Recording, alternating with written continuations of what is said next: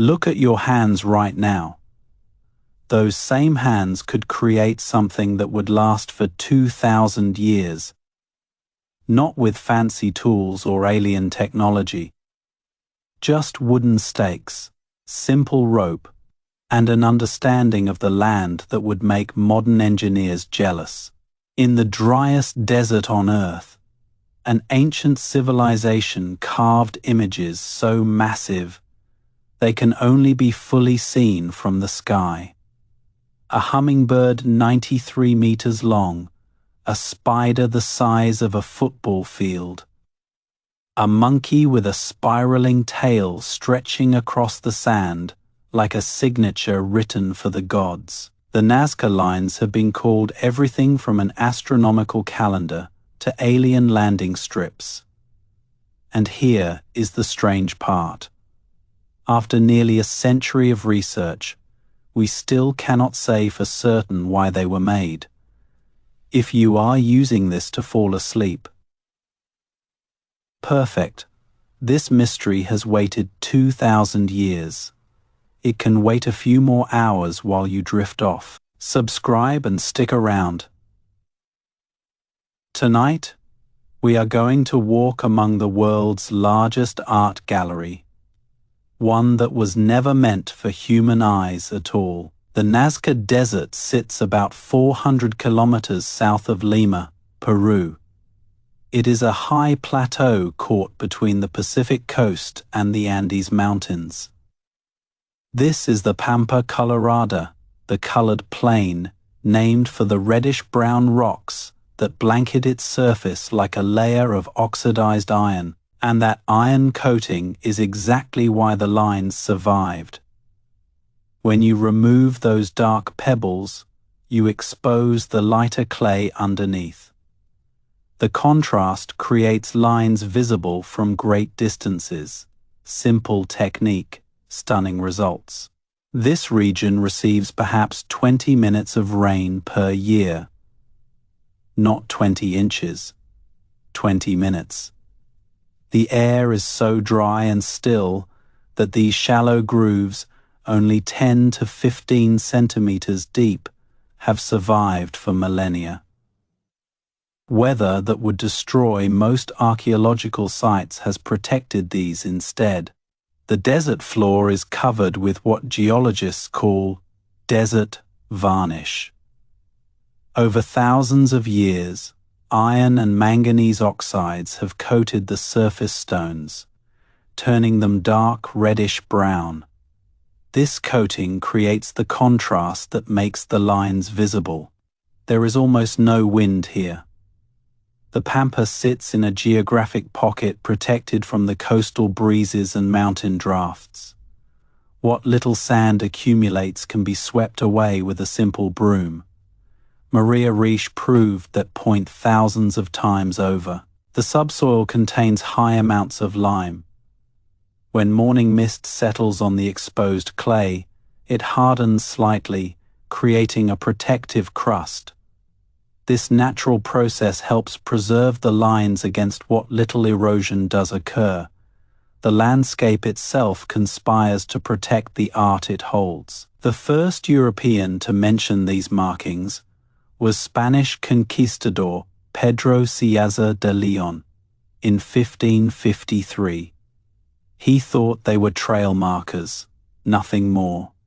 For centuries, the lines hid in plain sight, visible from nearby hills, but never understood. Then, in 1927, a Peruvian archaeologist named Toribio Mejia Zespi was hiking through the foothills when something caught his eye. Lines stretching impossibly straight across the plateau below, shapes that seemed to have no purpose. But the true revelation came with airplanes. When commercial flights began crossing Peru in the 1930s, passengers looked down and could not believe what they saw. Giant drawings in the desert, animals, plants, geometric patterns that went on for kilometers. American historian Paul Kosok arrived in Peru in 1940 to study ancient irrigation systems. He arranged a flight over the region, and what he saw from that airplane window changed everything. One of the lines was shaped like a bird. It was June 21st, 1941, the winter solstice in the southern hemisphere. As the sun set that evening, Kosuk noticed something remarkable. The lines converged precisely at the point where the sun touched the horizon. He called the Nazca Plain the largest astronomy book in the world, but Kosuk would not be the one to dedicate his life to these mysteries. That honor would fall to a young German mathematician who had come to Peru looking for adventure and found something far more compelling. Maria Riesch was born in Dresden in 1903. She studied mathematics, astronomy, and languages at the Technical University there. In 1932, she traveled to Peru to work as a governess for the German consul's children. She never left. In 1940, Riesch met Kosuk while working as a translator in Lima. He needed help with his research. She agreed to assist. A year later, she flew over the Nazca lines for the first time. Looking down at those impossible shapes, Maria Riesch found her life's purpose. When Kosuk returned to America in 1948, Riesch stayed behind. She moved into a small hut in the desert near the lines. Locals thought she was a witch. She went through so many brooms sweeping sand from the ancient drawings that rumors spread about her strange magic. For over 40 years, Maria Riesch swept, measured, photographed, and protected the Nazca lines. She climbed ladders to get aerial perspectives. She persuaded the Peruvian Air Force to help with photographic surveys. She used profits from her book to hire guards and fight for preservation. They called her the Lady of the Lines, and she believed she understood their purpose. The Nazca lines, Riesch argued, formed a massive astronomical calendar. The giant monkey represented the constellation we call Ursa Major. The lines tracked solstices, equinoxes, and the movements of stars. It was an elegant theory, a civilization using the desert itself as a canvas to chart the heavens. And for decades, Riesch's astronomical interpretation dominated the conversation about Nazca. But before the astronomical theory could be properly tested, something else happened. In 1968, a Swiss author named Erich von Daniken published a book called Chariots of the Gods. It became a worldwide sensation and transformed the Nazca lines from an academic curiosity into a pop culture phenomenon. Von Daniken proposed that the lines were landing strips for extraterrestrial spacecraft.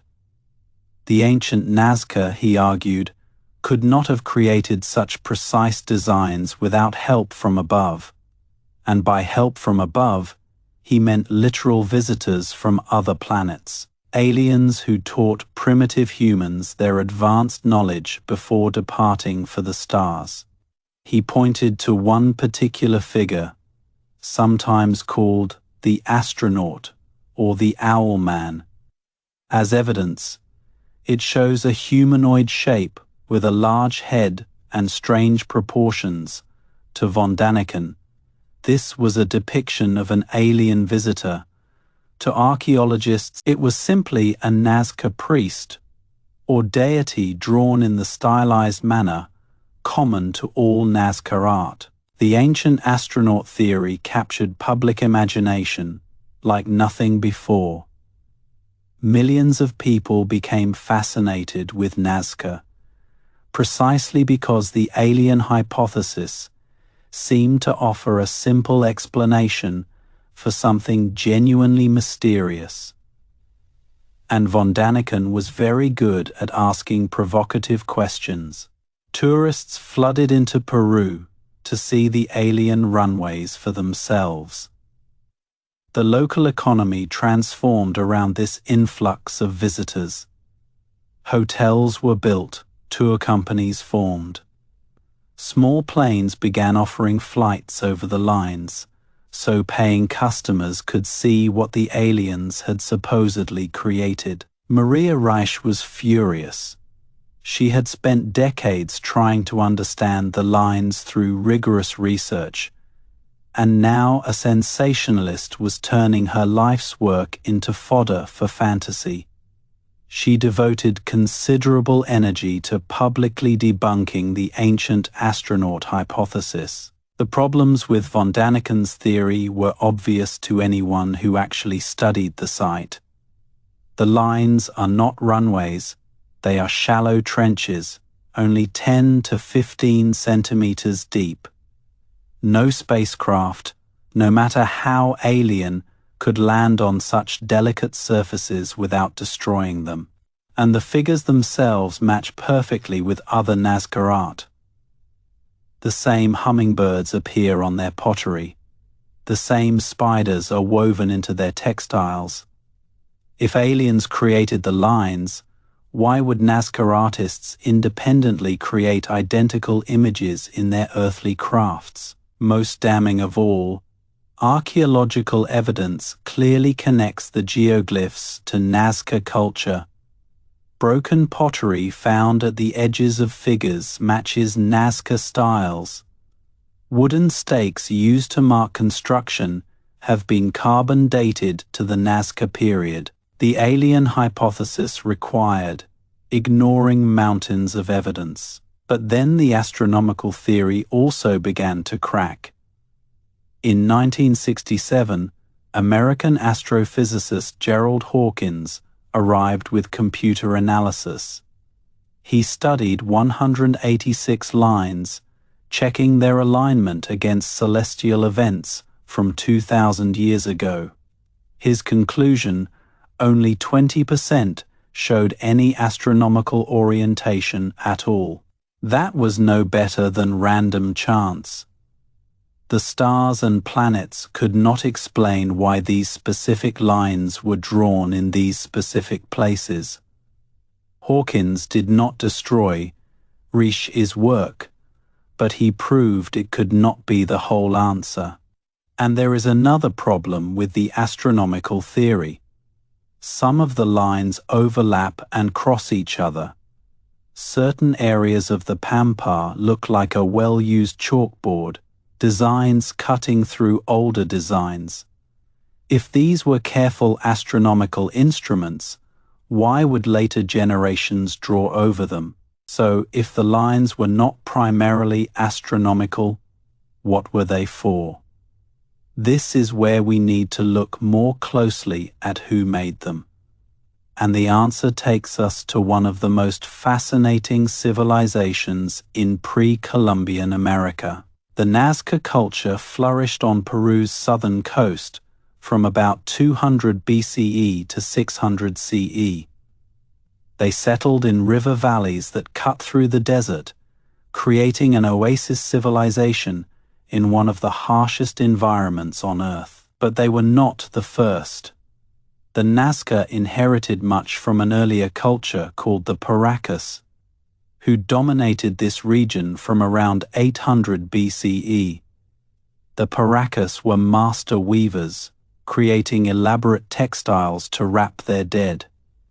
Some of these embroidered cloths are considered among the finest textiles ever produced by any civilization. And the Paracas also created geoglyphs, simpler ones, often depicting humanoid figures on hillsides rather than flat desert floor.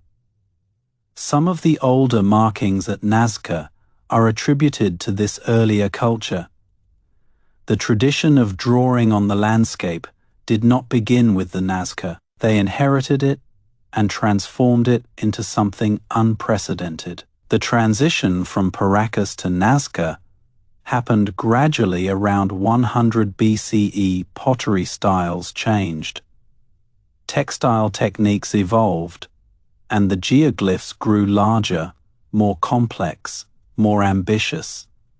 The Nazca took what the Paracas had started and made it monumental. Consider the numbers. The condor measures 134 meters from beak to tail. That is 440 feet, larger than a Boeing 747, a bird drawn with such precision that you can identify the species from the air.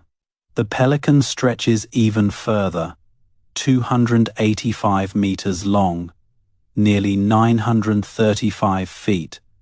It is one of the largest figurative geoglyphs ever created anywhere on Earth. Someone decided that a bird needed to be as long as a skyscraper is tall. The killer whale measures 65 meters, over 200 feet. Its presence here is significant. Orcas do not live in this desert. They swim in the Pacific Ocean 50 kilometers away. Yet the Nazca knew them well enough to depict them accurately. And these people were engineers, not just artists. They built underground aqueducts called puquios that still function today, bringing water from aquifers deep beneath the surface. Some of these systems have operated continuously for 2,000 years. The puquios are marvels of hydraulic engineering. Spiral stone staircases descend into the earth, allowing access to underground canals that collect water from the aquifer. The channels are lined with river stones and roofed with huarango logs to prevent collapse. Over 30 of these puquios still provide water to modern farms in the Nazca Valley. 2,000 years of continuous operation, people who could engineer systems of such sophistication and durability were certainly capable of drawing straight lines across a desert. Their ceremonial center was a place called Cahuachi. Located in the Nazca Valley, about 28 kilometers from the modern town. It was not a city. People did not live there permanently. Instead, it was a pilgrimage site, a place where communities gathered for religious festivals and burials. Cahuachi was built at a specific location for a specific reason. Here, the Nazca River dips underground briefly before re-emerging. This place where water vanishes and reappears held spiritual power for people who depended on water for survival. Italian archaeologist Giuseppe Orafish has excavated at Cahuachi for decades. His team has uncovered not just buildings, but also the rituals that took place within them, feast remains, broken pottery deliberately smashed in ceremonies, musical instruments by the hundreds. Cahuachi contained over 40 ceremonial mounds built on natural hills and modified with adobe bricks. The largest, called the Great Pyramid, stood 28 meters high with 7 stepped platforms. Archaeologists found deposits of 200 textiles inside, some hand-painted in styles never seen elsewhere. One chamber yielded hundreds of clay panpipes, instruments still found in Andean music today.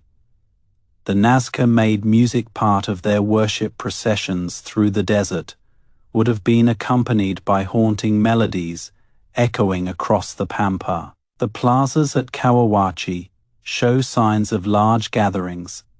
Post holes indicate that canopies were erected to provide shade. People came from throughout the region, camping temporarily while participating in festivals that bound scattered communities together. The Nazca were extraordinary craftspeople. Their pottery is considered among the finest in all of ancient Peru, decorated with vivid polychrome designs before firing. Scenes depicting gods, shamans, animals, and plants appear on vessels found in graves across the region. And here is something crucial. Many of the images on Nazca pottery match the figures drawn on the desert floor. The same hummingbirds, the same spiders, the same killer whales, whatever the lines meant, they were deeply connected to Nazca religious beliefs. But Nazca religion was not gentle. Archaeological evidence suggests they practiced human sacrifice.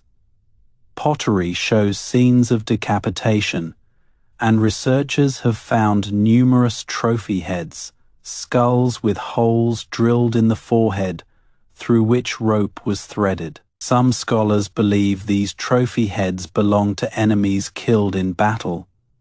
Others argue they were revered ancestors, their preserved remains carried in ceremonies.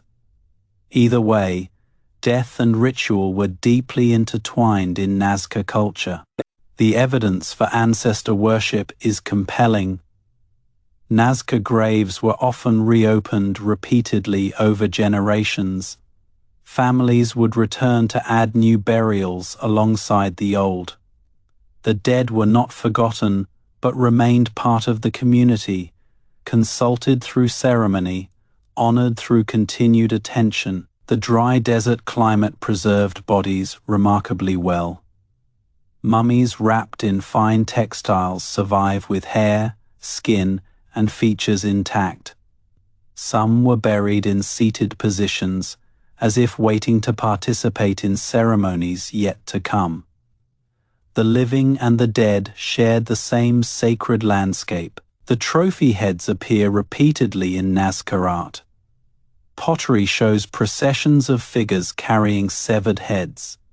Textiles display heads with closed eyes and stitched lips.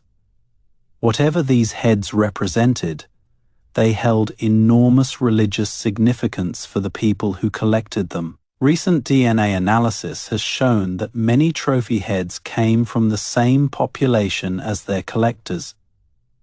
These were not just enemies, but family members, neighbors, fellow Nazca people. The practice was more complex than simple warfare could explain. Shamans played a central role in Nazca society. These spiritual intermediaries used hallucinogenic drugs, probably extracted from the San Pedro cactus, to enter trance states and communicate with the spirit world. In their visions, they would fly above the earth. Think about that for a moment. A culture where religious leaders believed they could take flight, where spiritual journeys involved rising above the physical world to see what the gods could see. Now look again at those giant drawings, visible only from the sky. This brings us to one of the most compelling modern theories about the Nazca lines. Not astronomical charts, not alien landing strips, but sacred pathways connected to water, fertility, and the worship of mountain gods. Archaeologist Johann Reinhard brought a multidisciplinary approach to the Nazca mystery. He looked at the ecology of the region, the religion of the people, and the archaeological evidence together. In a place that received 20 minutes of rain per year, what would matter most? Water. Everything in Nazca life revolved around water. Their survival depended on it. Their agriculture required it. Their entire civilization existed in a delicate balance with a landscape that offered almost none.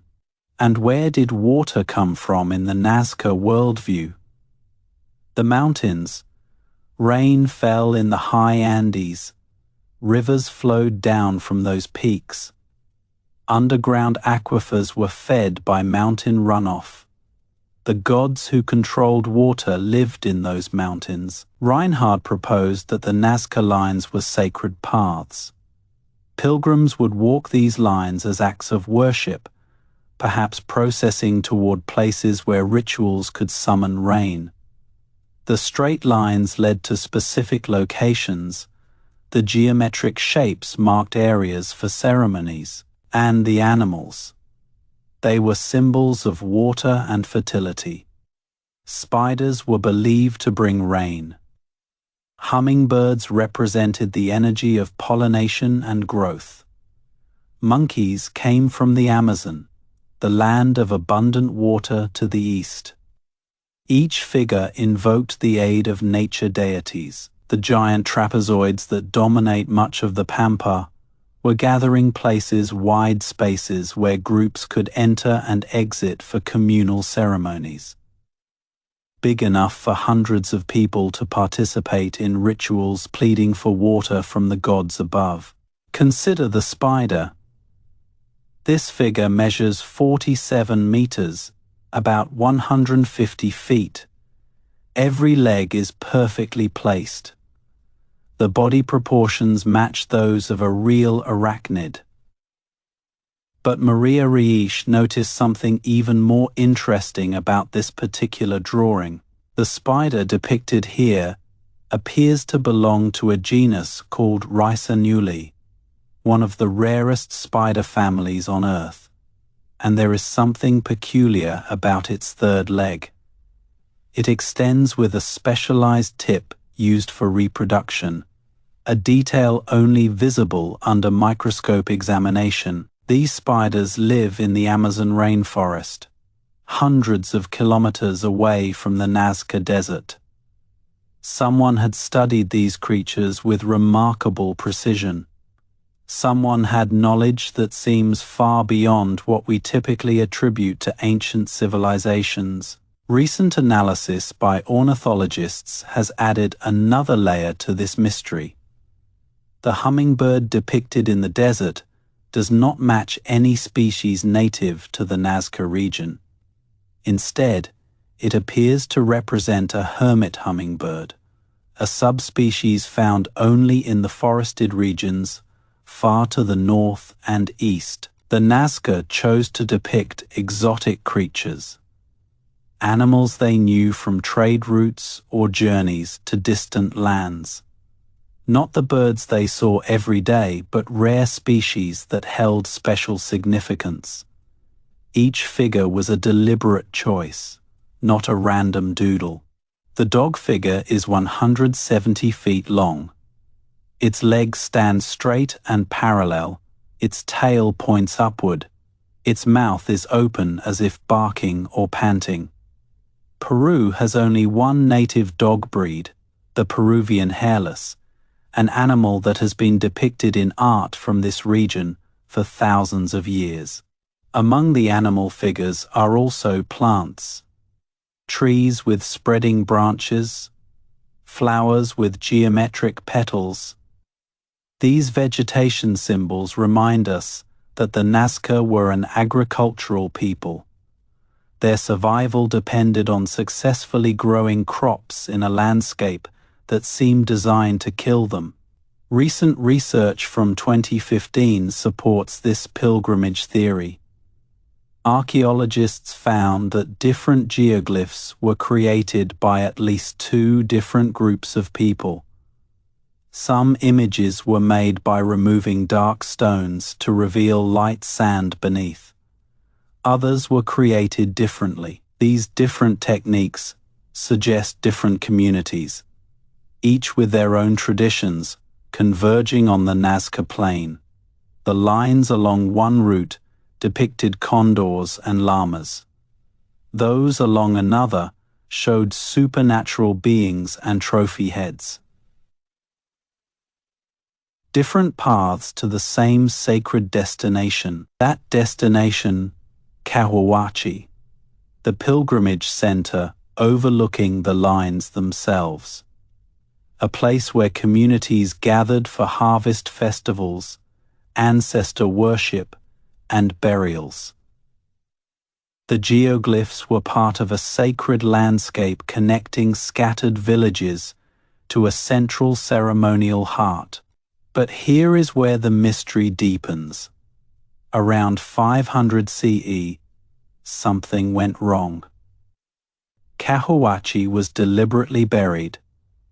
The Nazca people covered their sacred temples with sand and earth, abandoning the ceremonial center forever. Climate records suggest a devastating drought struck the region during this period.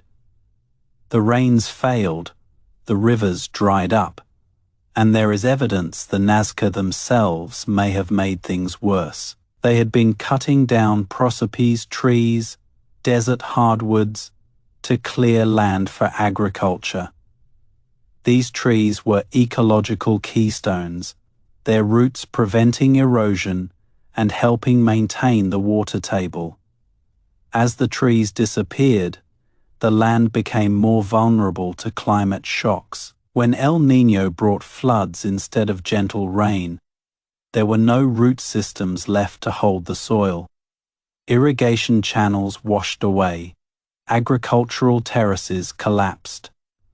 By 750 CE, the Nazca civilization had essentially vanished, absorbed into the rising Wari culture from the highlands. And yet the lines survived, preserved by the same brutal dryness that may have helped destroy their creators. A civilization vanished, but its art remained, waiting silent in the desert for another 1,000 years. Interestingly, the number of geoglyphs created actually increased during the final centuries of Nazca culture. As their world collapsed, they drew more desperately on the desert floor. Perhaps they were pleading harder for divine intervention that never came. The Wari who absorbed the Nazca brought different traditions. They built differently, worshipped differently, organized society differently. The geoglyph tradition largely ended. The desert canvas received no new major figures after about 750 CE. Now, let us address the question everyone wonders about. How did the Nazca people create such enormous designs without being able to see them from above? The answer is surprisingly simple, and it has been proven through experiment. In the 1980s, researcher Joe Nickell set out to prove that no advanced technology was needed. Using only stakes, rope, and simple measurements, tools the Nazca certainly possessed, his team recreated the giant condor figure at full scale. Scientific American called his work remarkable in its exactness when compared to the actual lines. The method was straightforward. Create a small drawing first. Then use a grid system to enlarge it section by section, mark reference points with stakes, connect them with rope. The same principles your weaver uses to create complex textile patterns. The same techniques needed to build their underground aqueducts. The Nazca were already master engineers. Creating large designs from small templates was well within their abilities. And here is something people often forget. The lines are not invisible from the ground. You can see them from the surrounding foothills. You can walk along them and understand their shapes even without rising into the air. The idea that aerial view was required comes from our modern expectations, not ancient reality. Maria Reich herself found evidence of the construction methods. Small 6-foot square plots near many of the larger figures were preliminary drawings. These drafts were divided into component parts, then enlarged using rope and stakes to anchor measured distances. Circles were scribed with rope anchored to a central stake. More complex curves were drawn by linking appropriate arcs. Some figures were made in sections, assembled like a puzzle across the desert floor. No aliens required, just patience, planning, and skilled labor. But perhaps the most remarkable discovery in recent years has come not from archaeologists with shovels, but from scientists with algorithms. In 2024, artificial intelligence changed everything we thought we knew about the scope of the Nazca lines. Researchers from Yamagata University in Japan partnered with IBM Research to develop an AI model capable of identifying geoglyphs from aerial photographs. The challenge was immense. The Nazca Pampa covers over 400 square kilometers. Some figures are badly eroded, nearly invisible to human eyes. The AI system analyzed high-resolution aerial images covering 600 square kilometers. It learned to recognize the faint patterns that marked ancient construction. Then it identified promising candidates for human investigators to verify on the ground. Between September 2022 and February 2023, field teams confirmed 303 previously unknown figurative geoglyphs. In just 6 months, they nearly doubled the total number of known Nazca figures. It had taken almost a century to find the previous 430, and what the AI revealed reshaped our understanding of the lines entirely. There are actually 2 distinct types of Nazca geoglyphs created in different ways for different purposes. The first type are the famous giant line figures. Birds, whales, spiders, monkeys. These were made by removing dark stones from the interior of shapes to expose light sand beneath. They are typically located along networks of straight lines, trapezoids, and major pathways. These large figures were probably used for communal rituals. Their placement near major roads suggests they were destinations for group pilgrimages, community-level ceremonial activities conducted by large numbers of participants. But the newly discovered figures are mostly different. They are smaller, more personal, made by piling stones to create raised relief images rather than removing them. And they depict predominantly human subjects, humanoids, decapitated heads, domesticated animals like llamas. These smaller geoglyphs appear along winding trails that crisscross the desert. Not the formal roads used for major pilgrimages, but informal paths worn by individual travelers. They sit on average 43 meters from these walking routes. Think about what this means. The large animal figures were public architecture, created for community gatherings. But the smaller human figures were private, almost intimate, made to be seen by individuals or small groups walking through the landscape.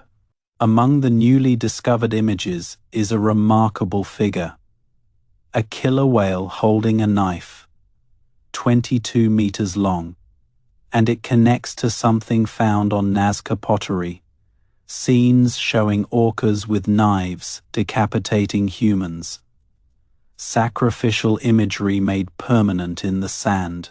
Researcher Masato Sakai, who led the Yamagata team, suggests that these images along trails served multiple purposes.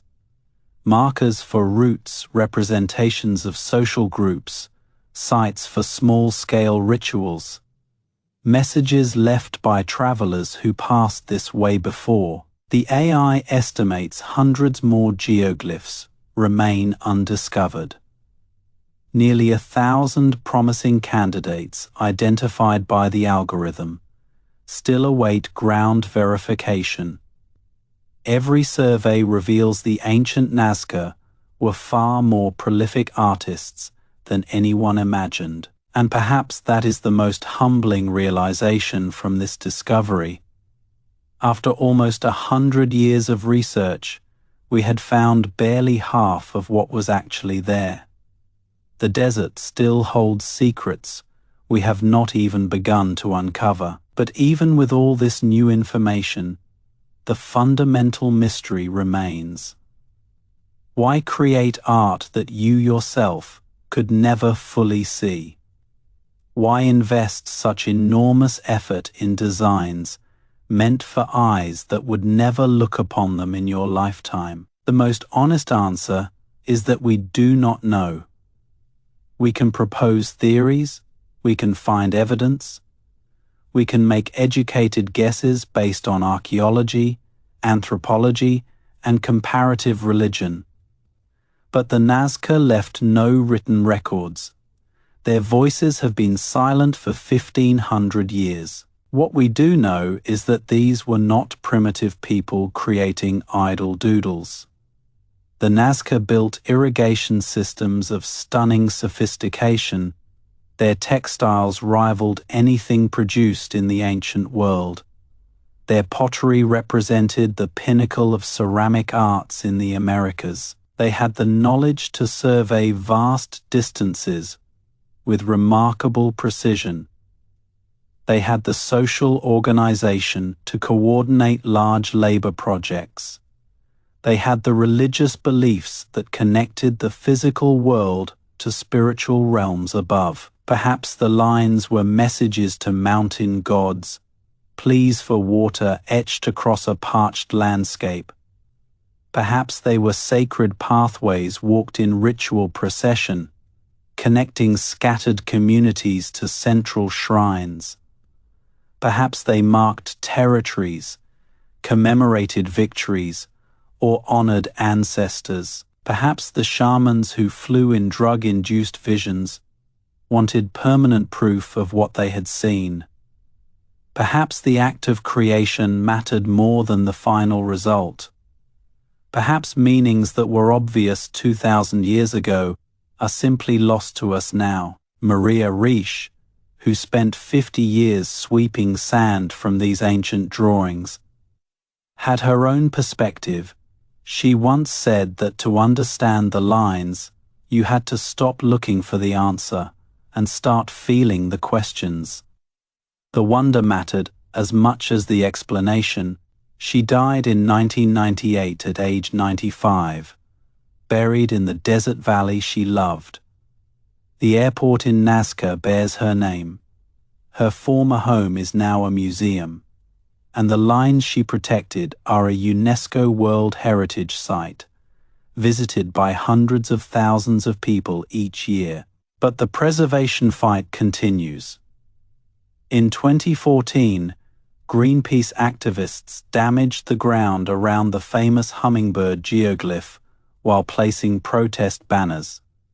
Their footprints may have left permanent marks on a surface that had remained unchanged for 2 millennia. Climate change brings new threats. Rain that was unthinkable in this desert now occasionally falls. In 2007, flooding hit the region, though the lines escaped major damage.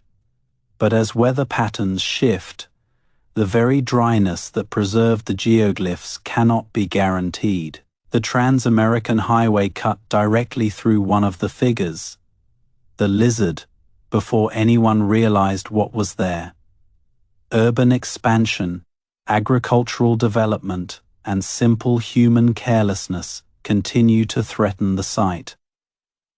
Guards patrol constantly, but 400 square kilometers cannot be watched everywhere at once, and yet the lines endure. The spider still spreads its legs across 150 feet of desert. The hummingbird still extends its beak toward flowers that existed only in the minds of artists dead for centuries. The monkey still curls its impossible tail in a spiral that inspired Peru's national logo. Every year, hundreds of thousands of visitors fly over these ancient drawings. They see in minutes what the Nazca spent generations creating. They photograph images that were perhaps never meant for human eyes, and they leave with more questions than answers. The descendants of the Nazca still live in these valleys. They farm the same land, draw water from the same aquifers, feel the same hot desert wind. Some have become guides, sharing the stories of their ancestors with visitors from around the world. If you are still awake, think about what that means. An ancient people, living at the edge of survival in a hostile landscape, devoted enormous resources to creating beauty they could never fully witness. They made art for the gods, for the mountains, for the spirits that flew above. There is something humbling about standing before a mystery that refuses to be solved. We have sent probes to other planets. We have decoded genomes and split atoms. But we cannot say with certainty why ancient people drew a monkey across 500 feet of desert sand. Maybe that is what makes the Nazca lines special. Not the answers they might provide, but the questions they continue to ask about creativity, about devotion, about what humans are willing to build when they believe in something larger than themselves. We have spent centuries trying to explain them with our own assumptions. Astronomy, aliens, irrigation maps. But maybe the Nazca were simply doing what humans have always done, reaching for something larger than themselves, creating meaning in a universe that offers none for free. The people who made these lines are buried in this same desert. Their mummies rest in graves nearby, wrapped in the same textiles that show the same images as the geoglyphs above. In death as in life, they remained connected to their sacred landscape. 2,000 years from now, will anyone remember the art we created? Will they understand why we built the things we built? Or will our monuments seem as mysterious as giant hummingbirds etched across a desert floor? We photograph them with satellites. We analyze them with artificial intelligence. We fly over them in small planes and marvel at their scale, but we see them with eyes very different from those who made them. Our understanding is necessarily incomplete. The Nazca lines remind us that every civilization has its own logic, its own priorities, its own sense of what matters enough to preserve. We see their answers but cannot quite grasp their questions, and perhaps that mystery is itself the gift they left for us. The researchers will continue their work. Artificial intelligence will find more figures hidden in the sand. Archaeologists will piece together more fragments of Nazca life. Slowly, piece by piece, we will learn more about who they were. But some mysteries resist complete solution. And maybe that is okay. The Nazca lines have been a source of wonder for nearly a century. They will continue to fascinate generations to come. Not because we have answered every question, but because some questions are worth asking forever. So let the mystery settle around you tonight, like the desert darkness settling over Peru. Let the hummingbirds and spiders and monkeys drift through your dreams. They have waited 2,000 years. They can wait until morning while you rest.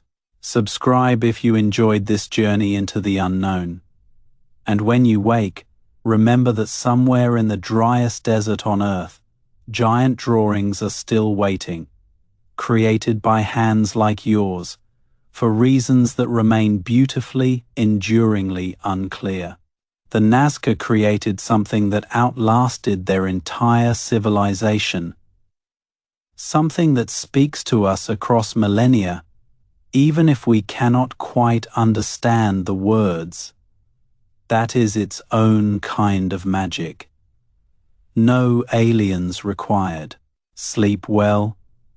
Dream of the makers of these impossible lines, and take comfort in knowing that some mysteries are meant to remain mysteries. That is what makes them beautiful. That is what makes them endure. Good night.